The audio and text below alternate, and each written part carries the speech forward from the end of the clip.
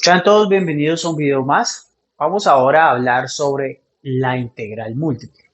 Lo primero que quiero pedirle es que por favor vaya a revisar la definición de integral de Riemann en el caso unidimensional.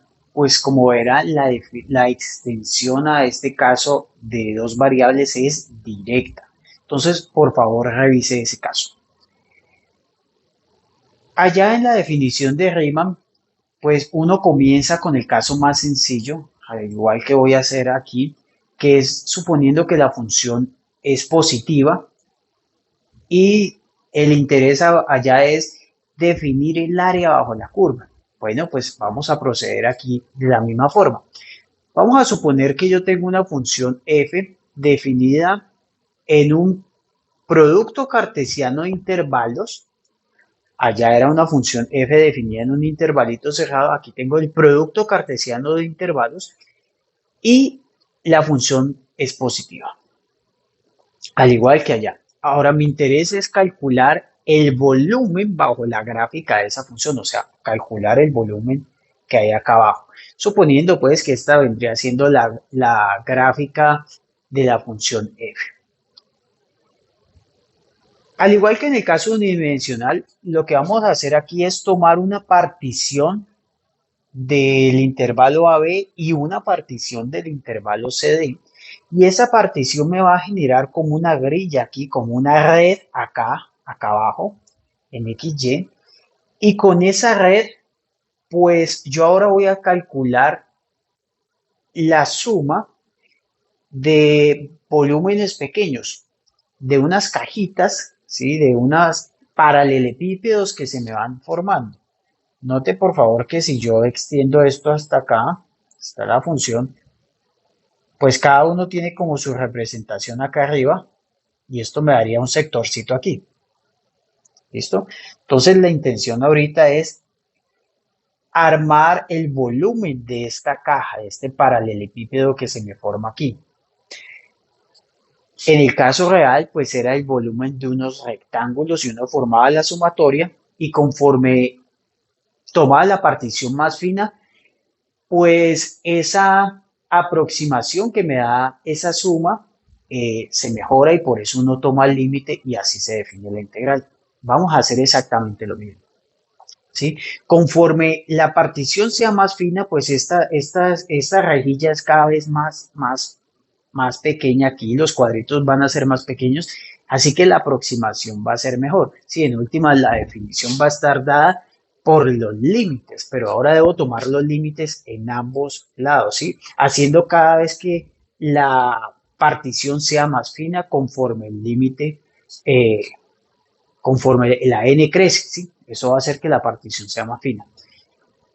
Note por favor que en este caso tengo x y estrella y sub j estrella, donde esos eran números arbitrarios que pertenecen a cada subintervalo de la partición. En este caso, x y estrella son cualquiera aquí, siendo esto un subintervalo de la partición para el rectángulo, para el intervalo AB. Y y sub j estrella es un cualquiera que está en este intervalo, el cual es un subintervalo de la partición para el intervalo C, B.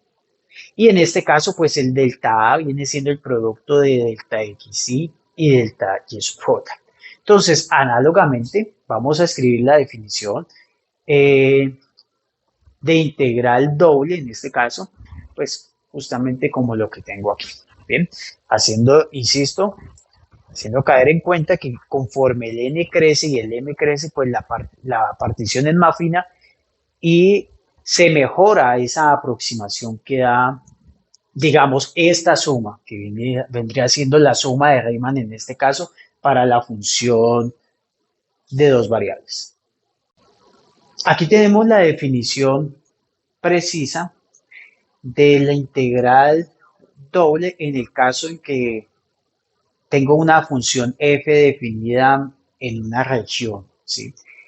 Notará que la definición no le interesa si la función es positiva, negativa, si cambia de signo, no. Eso es irrelevante. Simplemente uno al principio, al igual que en el caso unidimensional, pues comienza pensando que la función es positiva para darle como un sentido geométrico. Entonces, vamos a definir la integral doble de una función f en una región S, ¿sí? Que no tiene por qué ser el producto cartesiano de dos intervalos, una región arbitraria. Y esa integral doble se denota o bien así, o bien así, o bien de esta forma. Hay diferentes formas de denotar eso.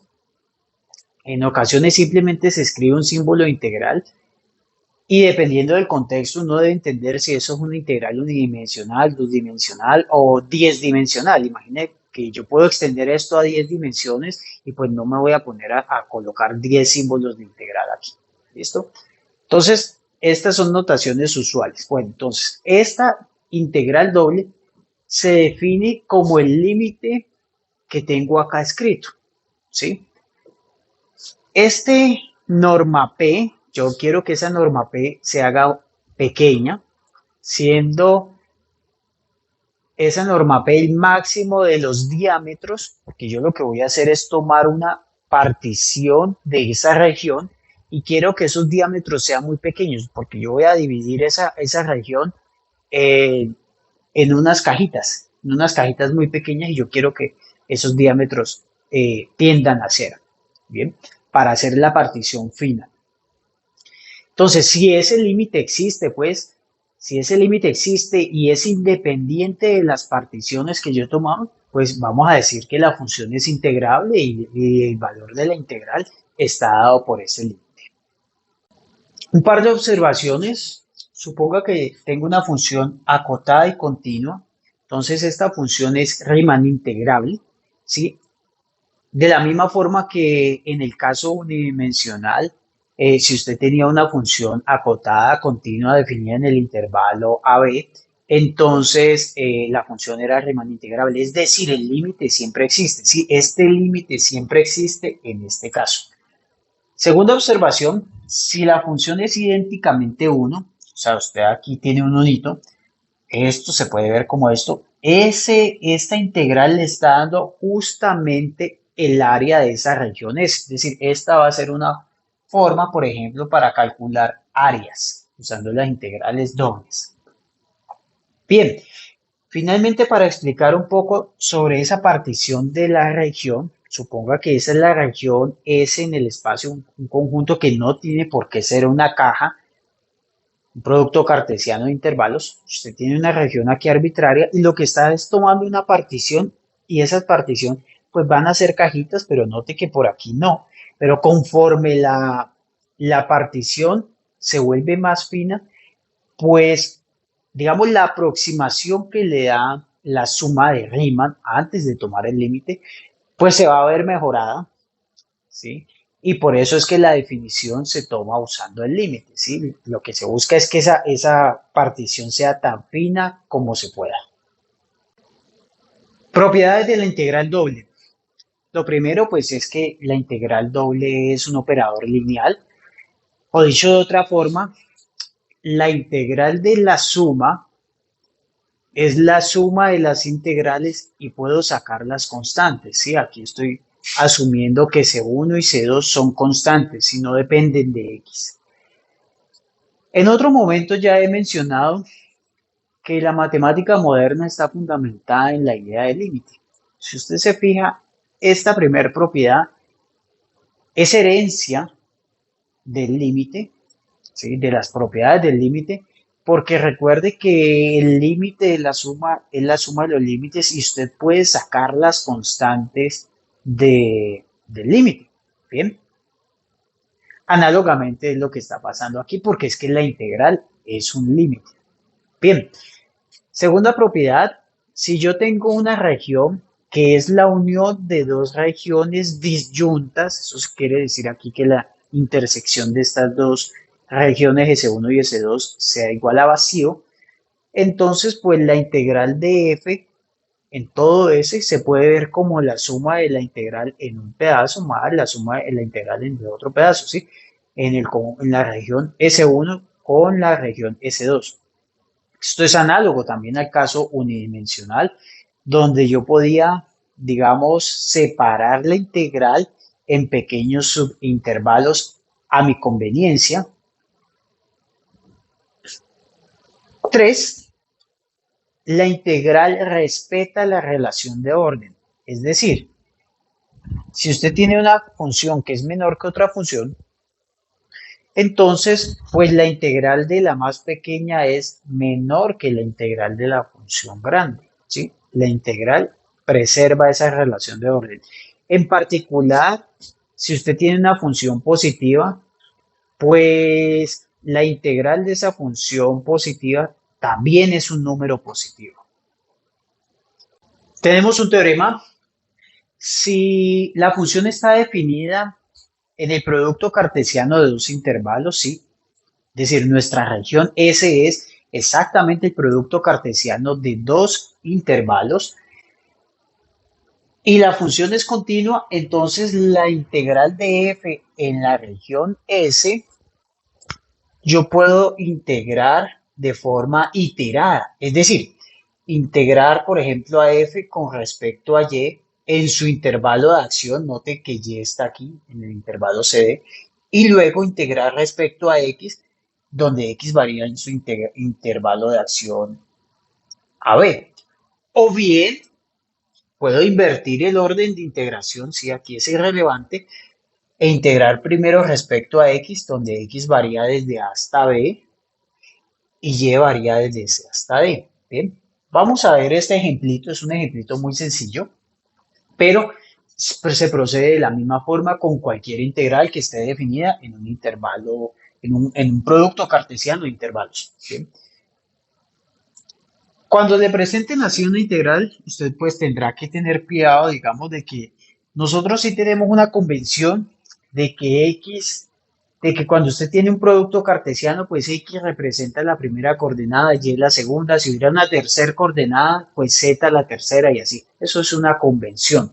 Entonces, por ejemplo, aquí lo que me está diciendo es que x está variando entre 0 y 1 y y está variando entre 0 y 2. Eso es importante en las convenciones, ¿sí? Porque este producto cartesiano de estos conjuntos, pues me define unas suplas donde la primera coordenada está aquí y la segunda coordenada está acá. Bien. Entonces, lo que me está diciendo esto es que esto lo puedo resolver así, como esta integral iterada. Entonces, por ejemplo, quiero integrar primero respecto a x está entre 0 y 1. Y luego esta cosa la integro respecto a y y está entre 0 y 2. Bien. Entonces esto sería integral de 0 a 2. ¿Sí? De ¿qué me está dando acá adentro? Entonces, esta integral respecto a x, pues me da 3x cuadrado y sobre 2. Estoy integrando respecto a x y esto lo voy a evaluar. X varía de 0 a 1.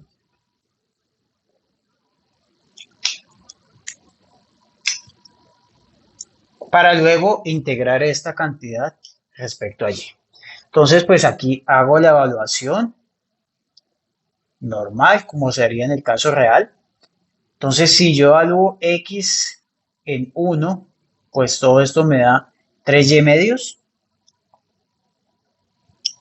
Y si x es 0, pues esta cantidad es 0. Bien, entonces ahora debo integrar esto respecto a y. La integral de esta cantidad respecto a y, pues me da 3y cuadrado sobre 4. Y esta cantidad debo integrarla, evaluarla entre 0 y 2. O sea, toda esta cantidad evaluada en 2, restando toda esta cantidad en 0, pues que va a ser 0. Si evalúo todo esto en 2, note que aquí me quedaría 2 al cuadrado, que es 4, sobre este 4. Se cancela, quedándome un 1, me queda el 3. ¿Sí? 3 por ese 1. Menos toda esta cantidad en 0, que vale 0. Vamos ahora a clasificar las regiones de integración.